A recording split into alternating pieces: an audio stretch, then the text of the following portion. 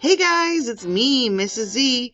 Here we are back for part 2 with instructions for the recipe book made with Microsoft Word. Here we go!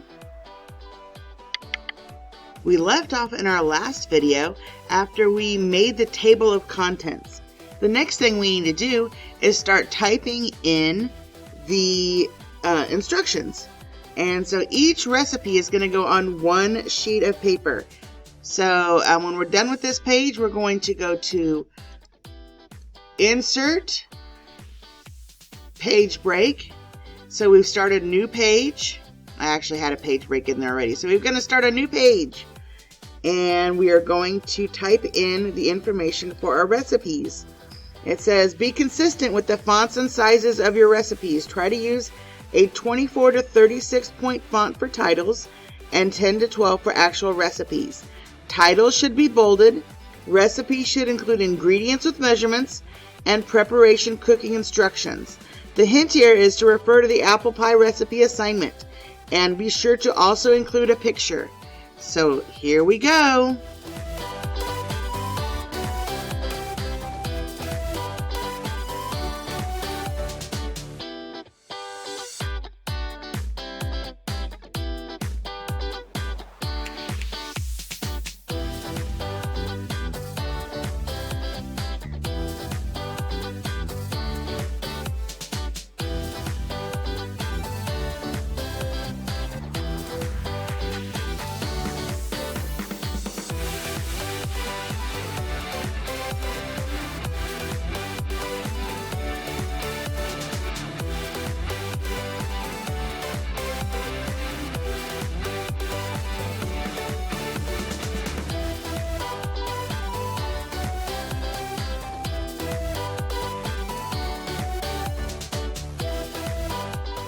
Alright, so now that I've got all my typing done, you can see up here at the top that I have the ingredients. I'm going to make that one a little bigger.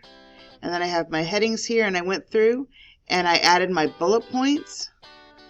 Right, so I just went through and highlighted and edited and put my bullet points in. For my instructions, I'm going to make this one all caps, bold, and then these instructions need to be numbered, and so I'm going to number my instructions. I'm going to bold my little headings here and make sure that they're the same size, right? And then I'm going to number these and number these. And take a look here. Wow, that looks great. And now all I need to do is go and insert my picture. So I've got my picture that I'm going to copy and paste.